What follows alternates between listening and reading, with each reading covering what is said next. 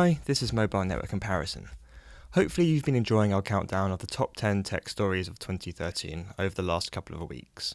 We've been working with Scottie LaDeaux from the Fortress of Nerditude on this series, and if you haven't already checked out his channel, it's definitely worth taking a look, because he's got a bunch of great videos, including lots of ROM install tutorials. And in his last video, Scottie talked about Twitter's IPO, and he's also made a really informative and funny video about iOS 7 and the new iPads. But it's getting pretty serious now. We have reached the final three. Today we're going to take a slightly different look at one of the most exciting announcements in the mobile world last year, and that was the release of iOS 7 and Apple's new iPhone 5S and iPhone 5C. iOS 7 is the new version of Apple's mobile operating system, and we first got a look at it on June the 10th, 2013 at Apple's Worldwide Developers Conference. It's been hailed as the most revolutionary iteration yet, but to really understand why, we need to back up a little bit and revisit some Apple history. So, in case you don't remember, there was a backlash from users when Apple replaced Google Maps with their own app in the release of iOS 6. It was a really crappy inferior app, but it was also rushed out and riddled with glitches and errors. These ranged from the merely humorous, such as Dublin Zoo being actually positioned in London, to the downright dangerous, and in fact, the Australian police had to release an official warning that there were some life-threatening errors in the software. So, following this fiasco, Scott Forstall was dismissed from his post, and Johnny Ive was put in charge of the interface instead. Previously, Forstall and Steve Jobs had been proponents of a design philosophy called skeuomorphism, and they were responsible for all the realistic user interface elements you saw in iOS. So this is stuff like the plasticky 3D buttons on the calculator or the yellow-lined notepaper in the Notes app. In fact, it's quite interesting, iCal's leather stitching effect was apparently based on the texture in Steve Jobs' private jet. So, in contrast, Johnny Ive thinks that this produces an inconsistent look and feel between different apps, and he much prefers what's called flat design. And he's supported in this by some senior Apple user interface designers who see skeuomorphic design as kind of unnecessary visual masturbation, and they've even gone as far as saying skeuomorphism was getting totally out of hand, particularly where the UI metaphor started limiting functionality. So after Ive took over, the look of iOS 7's interface is strikingly different. Gone are the cluttered wood grains and paper textures, and instead you get these minimalist icons and a really clear, bold palette. This quite radical change turned out to be rather controversial, as many professionals criticised iOS 7 as seeming just too childish and just generally bad designed visually. There are also some usability concerns, as many clickable regions were now just plain sans serif text and didn't look like buttons anymore, which made it hard for people to use and seems to kind of go against Apple's easy to use ethos. So as a result, lots of the new features for iOS 7 were kind of forgotten.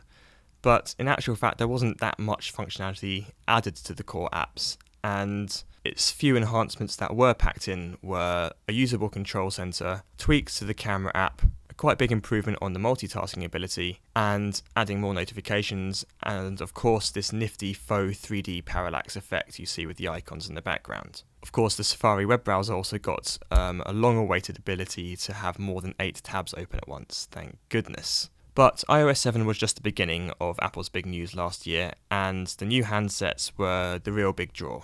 Unfortunately for tech fanatics, by the time they were officially announced on the 10th of September, there wasn't anything new or unexpected for Apple diehards to hear about. This was because previously predictions based on leaked photos and Apple's £225 million acquisition of Authentic, a mobile security firm, had suggested that the iPhone 5S would support a new fingerprint sensor, and they were absolutely right. The other main news was that it had a phenomenally powerful 64-bit A7 CPU, as well as an integrated M7 motion coprocessor that would continuously monitor data from the accelerometer, compass, and gyroscope.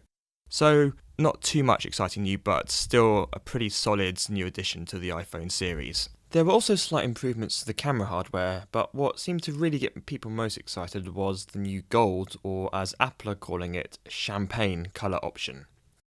Yeah, gold is best. You think gold, you think all the best stuff. Jet ski, nice watch, sports car, shrimp.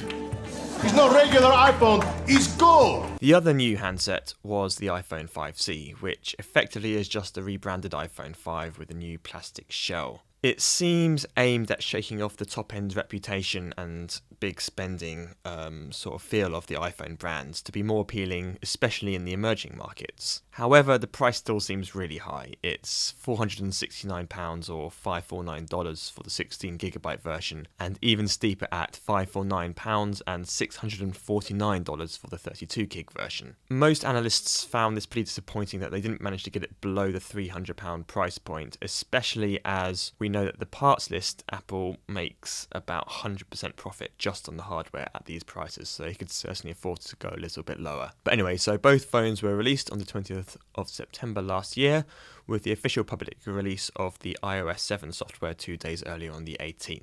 Unfortunately, within days of the release of the 5S, the highly touted Touch ID fingerprint scanner had already been cracked by the Chaos Computer Club, a German hacking collective. These guys have since refined their methods, but to start with, all they have to do is simply photograph the fingerprint at 2400 dpi, clean up the image digitally, and then just print it on a laser printer at half that resolution onto a sheet of paper using thick toner, which then can produce an imprint on just normal standard PVA wood glue. And if you just breathe some warm breath onto this wood glue fingerprint, it breaks into the iPhone 5S, simple as that.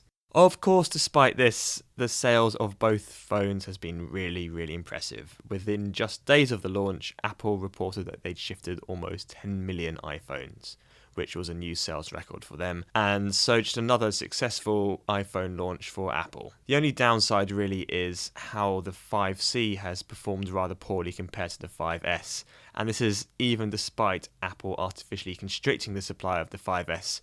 It's actually 3 times slower in terms of sales figures. Nevertheless, there is evidence it's making inroads into its target markets and seems to be winning over new customers from rival brands. And that's basically it. That's our summary of story number 3. So tell us what your thoughts are on iOS 7. What do you think of the 5C and the 5S? Do you own either of them? Would you like to? We'd be really interested to hear what you think is going to make the next top 2 spots in our countdown from the top stories of last year. Please do give us your predictions.